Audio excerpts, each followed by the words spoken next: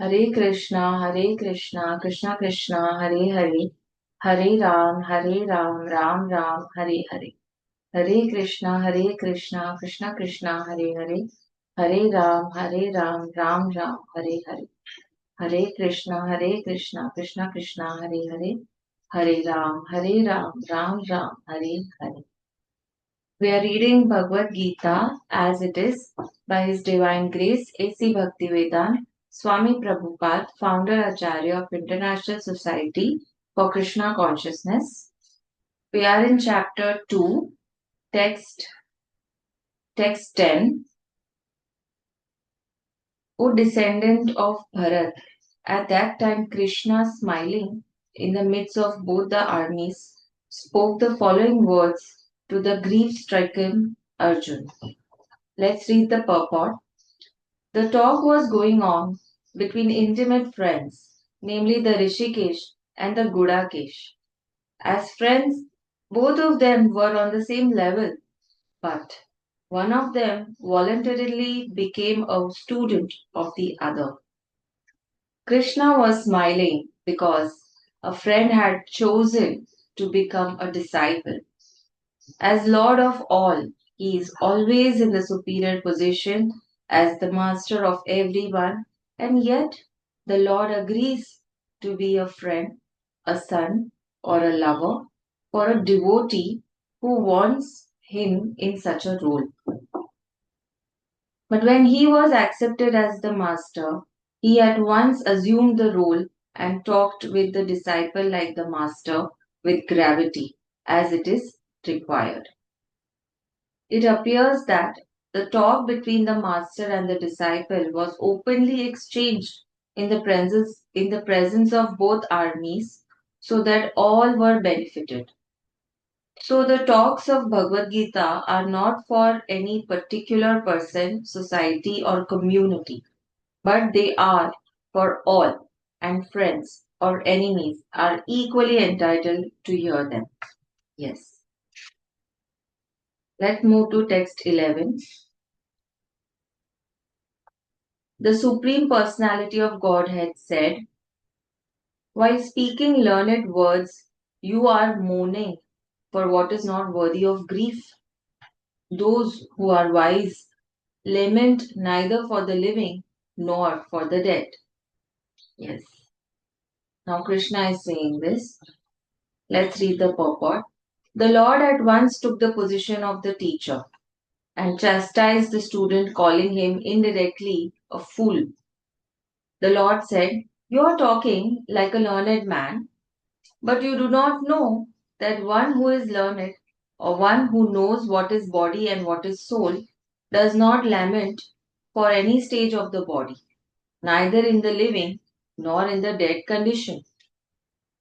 As explained in later chapters, it will be clear that knowledge means to know matter and spirit and the controller of both.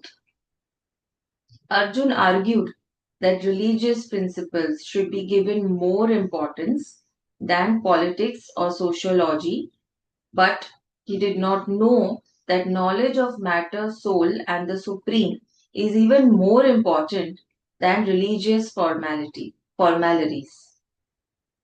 And because he was lacking in that knowledge, he should not have posed himself as a very learned man. As he did not happen to be a very learned man, he was consequently lamenting for something which was unworthy of lamentation. The body is born and is destined to be vanquished today or tomorrow. We all know we are going to die one day, right? Therefore, the body is not as important as the soul. Yes?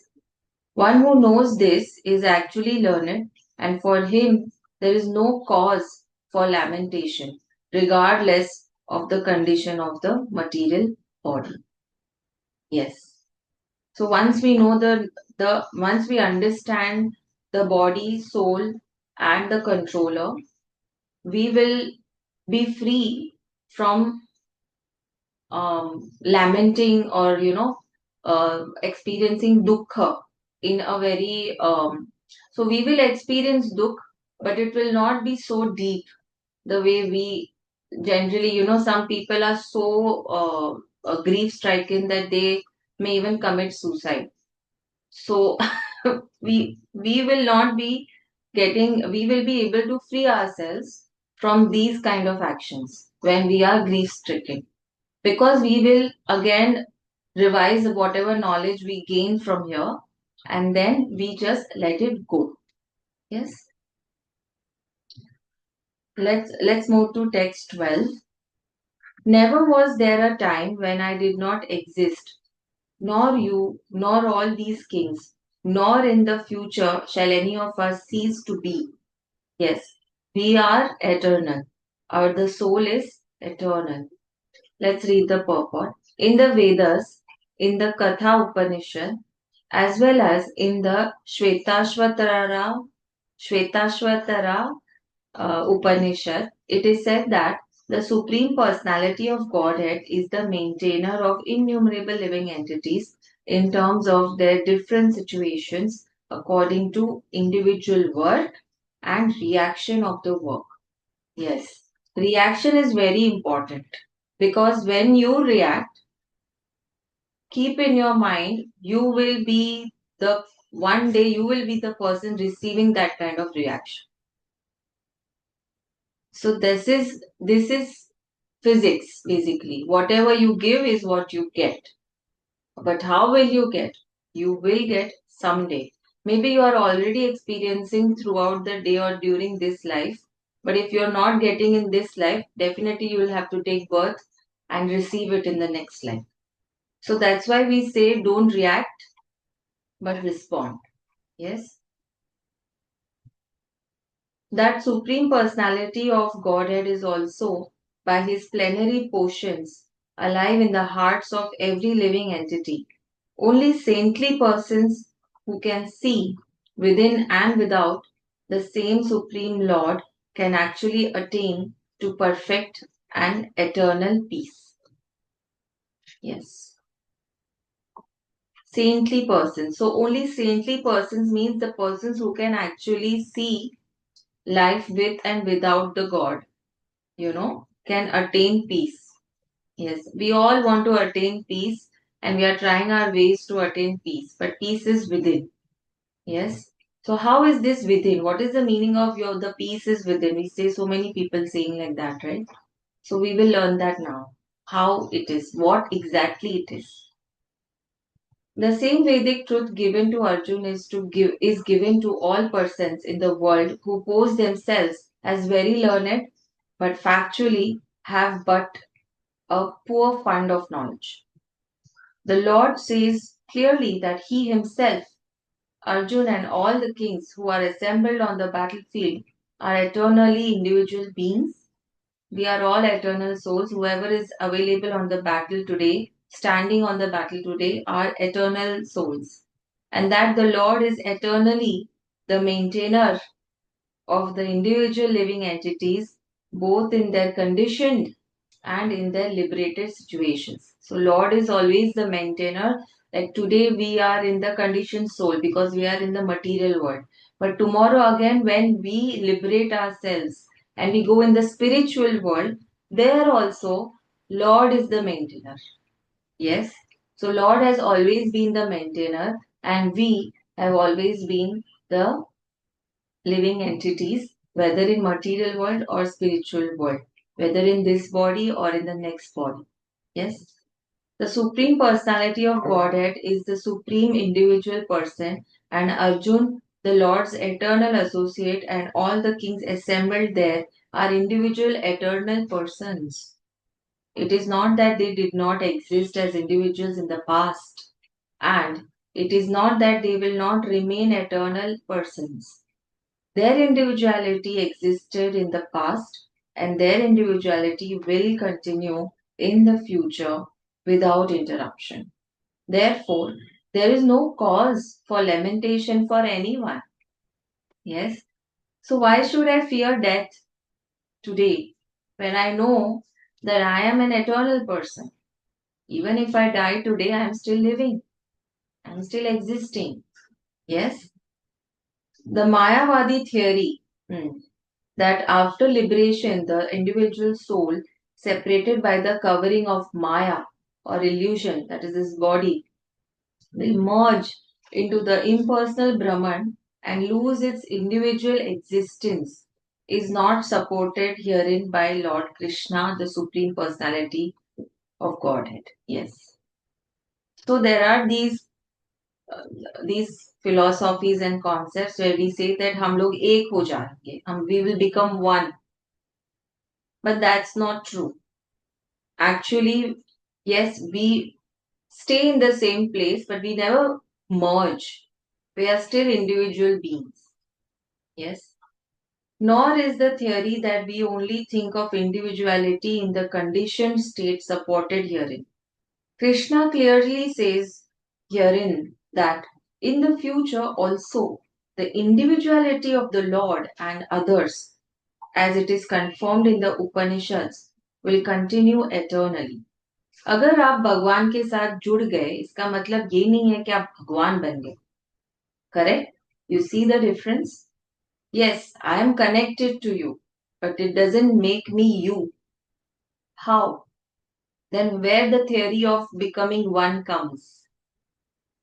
Yes, we become one with the connection, as if we are wired in the same orbit. But we do not merge. We still have our individual existence, our individual personality.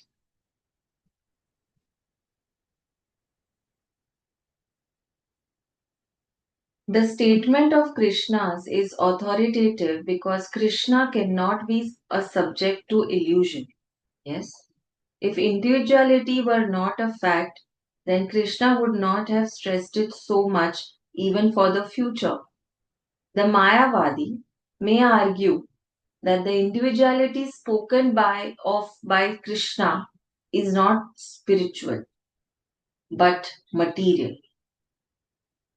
So the what is the argument that ये materially possible है that we are separate, but spiritually ये possible नहीं है because spiritually we are all one. Okay, so this is the argument. Even accepting the argument that the individuality is material, then how can one distinguish Krishna's individuality? Krishna affirms his individuality in the past and confirms his individuality in the future also. In this verse, he says that I am always the maintainer in the past, in the future, whether in material world or in spiritual world. So how? He has confirmed his individuality in many ways. An impersonal Brahman has been declared to be subordinate to him. Krishna has maintained spiritual individuality all along. If he is accepted as an ordinary conditioned soul in individual consciousness, then his Bhagwat Gita has no value as authoritative scripture. Yes. अगर ये सच है तो फिर भगवत गीता का कोई अर्थ नहीं है. A common man with all the four defects of human frailty, is unable to teach that which is worth hearing. Yes. The Gita is above such literature. Yes. क्या पढ़े क्या ना पढ़े जहां से हमें सच्चाई पता चले ये होती है ह्यूमन फ्रेलिटी. करेक्ट? क्योंकि we have those defects. But Gita is above these defects. Gita में कोई डिफेक्ट नहीं है. When one accepts Krishna as an ordinary man, no mundane book compares with the Bhagavad Gita. When one accepts Krishna as an ordinary man, the Gita loses all importance. Krishna, अगर आप सोचेंगे कृष्णा तो बहरूपिया है, हमारे यहाँ हमारे घर हमारे दुनिया में रहता है, जैसे वृंदावन में रहता था, एक ह्यूमन था वो, तो फिर सारा इंपॉर्टेंस चला गया गीता का. अगर आपने सोचा कि कृष्णा एक साधारण मनुष्य है. Right? The Mayavadi argues that the plurality mentioned in this verse is conventional and that it refers to the body. But previous to this verse, such a bodily conception is already condemned. Yes, Krishna is already condemned. After condemning the bodily conception of the living entities, how was it possible for Krishna to place a conventional proposition on the body again? Yes. Therefore, individuality is maintained on spiritual grounds and is thus confirmed by great acharyas like Sri Ramanuj and others. It is clearly mentioned in places in the Gita that this spiritual individuality is understood by those who are devotees of the Lord. Those who are envious of Krishna as the Supreme Personality of Godhead have no bona fide access to the great literature. The non devotees approach to the teachings of the Gita is something like that of a bee licking on a bottle of honey. One cannot have a taste of honey unless one opens the bottle. So, bottle is like your mind. If you are the devotee of Krishna, only then you will be able to understand Bhagwat Gita in its right spirit. Otherwise, you will keep speculating, you will keep judging that what does this mean? Does this really hold true? Like many of us will question that body and soul अलग है, ये सच कैसे prove करें? लेकिन आपको फिर faith के साथ एक्सेप्ट करना है कि यही सच है. अगर आप फेथ के साथ एक्सेप्ट करते जाओगे जो कहा गया है अंदर, तो आप देखो, लेकिन आप फुल्ली कर नहीं पाओगे जब तक आप में पूरा विश्वास है भगवान पे. Yes. One cannot have the taste of honey unless one opens the bottle. Similarly, the mysticism of the Bhagavad Gita can be understood only by devotees, and no one else can taste it as it is stated in the fourth chapter of the book. Nor can the Gita be touched by persons who envy the very existence of the Lord. Yes, people are jealous of Lord also. Therefore, the Mayavadi explanation of the Gita is a most misleading presentation of the whole truth. Lord Chaitanya has forbidden us to read commentations made by the Mayavadis and warns that one who takes to such an understanding of Mayavadi philosophy loses power to understand the real mystery of the Gita. If individuality refers to the empirical universe, then there is no need of teaching by the Lord. The plurality of the individual soul and of the Lord is an eternal fact, and it is confirmed by the Vedas as mentioned above. If individuality refers to the empirical universe, then there is no need of teaching by Lord. Yes. अगर हम हर atom को, हर चीज को individually अगर देखें, हर universe में इतने सारे कण एक साथ घूमते ही रहते हैं, लेकिन कभी वो एक नहीं होते हैं, वो एक में भी अनेक होते हैं. Right? That's what they are trying to say, empirical universe. Let's move to text 13.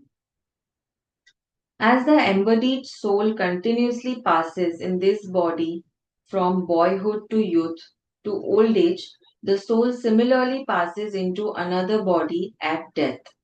A sober person is not bewildered by such a change. Yes. Let's read the purport. Since every living entity is an individual soul, each is changing his body every moment, manifesting sometimes as a child, sometimes as a youth, and sometimes as an old man. Yet the same spirit soul is there and does not undergo any change. तो soul change नहीं होता है, body change होती रहती है. This individual soul finally changes the body at death and transmigrates to another body. And since it is sure to have another body in the next birth, either material or spiritual, there was no cause for lamentation by Arjun on account of death, neither for Bhishma nor for Drona, for whom he was so much concerned. Yes. मैं क्यों अभी दुख मनाऊं इनकी death का, जबकि जब मुझे पता है कि ये लोग तो एटर्नल सोल्स है, ये तो जिएंगे, ये तो दूसरा बॉडी ले ही लेंगे, तो मैं क्यों शोक मनाऊं? Rather, he should rejoice for their changing bodies from old to new ones, thereby rejuvenating their energy. Yes. Like when I was doing meditation, in Vipassana and all, and I was so happy that death is, मतलब पूरा fear of death ही चला गया मेरा, because I understood one thing, that death is something that I want to go through to attain a new birth, to attain a new life, or to get to grow basically. अगर मेरी आज death नहीं होती है तो मैं grow कैसे करूंगी? स्पिरिचुअली कैसे ग्रो करूंगी? जो इस लाइफ में किया है गलत, वो नेक्स्ट लाइफ लेके सुधारना है, उसकी नेक्स्ट लाइफ लेके सुधारना है। यही लाइफ में तो सुधार ही रही हूँ, लेकिन because of the conditioning I may be unaware of the things that I am doing wrong, or I'm not unable to conquer. Our mind has so many emotions, and if you can, they say, if you can control the six doors of your mind, smell, touch, six sensories, then you have attained the control. You have attained the ability to not do something wrong, क्योंकि तुम में control आ गई है, right? तो जब मैं कुछ wrong करूंगी नहीं, तो मुझे अभी नेक्स्ट टाइम बर्थ लेना पड़ेगा नहीं। और क्योंकि मुझे नेक्स्ट टाइम बर्थ नहीं लेना पड़ेगा, शायद मैं स्पिरिचुअल वर्ल्ड में एलिवेट हो जाऊंगी। और जब मैं स्पिरिचुअल वर्ल्ड में एलिवेट हो जाऊंगी तो मैं कृष्णा के पास चली जाऊंगी, होपफुली। सो ये ऐसे थॉट्स आते हैं, और ये हो सकता है। Such changes of body account for varieties of enjoyment or suffering according to one's work in life. So Bhishma and Drona, being noble souls, were surely going to have spiritual bodies in the next life. Yes, they were going to have spiritual body in the next life. Okay, mark the words, not material bodies. Or at least life in heavenly bodies for superior enjoyment of material existence. Yes, वहां पे जो, जैसे कि एक होता है ना, एक लेवल होती है हर चीज में, जो मटेरियल वर्ल्ड में आप खुशी मन एक्सपीरियंस करते हो, उसकी मे बी 100,000 फोल्ड टाइम्स खुशी आप एक्सपीरियंस कर सकते हो in spiritual world, in spiritual body, right? तो हर चीज की एक लेवल होती है।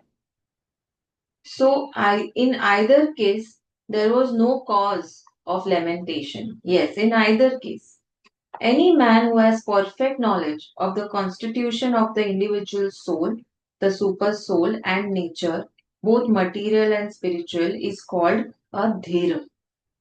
Dhir rakho, dhir, dhir, or a most sober man. Such a man is never deluded by the change of bodies. Yes, शोक मत मनाइए, धीर रखो। The Mayavadi theory of oneness of the spirit soul cannot be entertained on the ground that the spirit soul cannot be cut into pieces as a fragmental portion. Yes, such cutting into different individual souls would make the supreme cleavable or changeable against the principle of the supreme souls being unchangeable. Yes, they say every soul cannot be further divided into like other souls, और उसको हम काट के और नए नए souls नहीं बना सकते हैं। वो एक ही सोल है, शायद उसके पार्ट्स होंगे। जैसे in one of the books I had read that each soul has 12 parts. They all act together, but they are divided into 12 parts. And at any point in time, one of the part is dominating the other 11 parts. And that's where the existence or material existence comes. So when the part which is playing like the part which is dominating all 11 parts decides where will be your material existence, right? That's what I had read in one of the books. But soul can now be divided into different souls. The way we say that Krishna's soul, Krishna's plenary expansion has created so many souls or has created so many worlds to live. तो वैसा soul का नहीं हो सकता. Expand हो सकते हो आप, लेकिन आप डिवाइड नहीं हो सकते. As confirmed in the Gita, the fragmental portions of the Supreme exist eternally. Yes, Sanatan, and are called Kshara. That is, they have a tendency to fall down into the material nature. Yes. These fragmental portions are eternally so, and even after liberation, the individual soul remains the same, fragmented. But once liberated, he lives an eternal life in bliss and knowledge with this personality of Godhead. The theory of reflection can be applied to the super soul who is present in each and every individual body and is known as Paramatma. He is different from the individual living entity. When the sky is reflected in water, the reflections represent both the sun and the moon and the stars also. The stars can be compared to the living entities, the sun or the moon to the Supreme Lord. The individual fragmental spirit soul is represented by Arjun, and the supreme soul is the personality of Godhead Sri Krishna. They are not on the same level as it will be apparent in the beginning of the fourth chapter. If Arjun is on the same level with Krishna and Krishna is not superior to Arjun, then their relationship of instructor and instructed becomes meaningless. Yes? If both of them are deluded by the illusory energy that is Maya, then there is no need of one being the instructor and the other the instructed. Such instruction should be useless because in the clutches of Maya, no one can be an authoritative instructor. Yes. Under the circumstances, why like that? Why?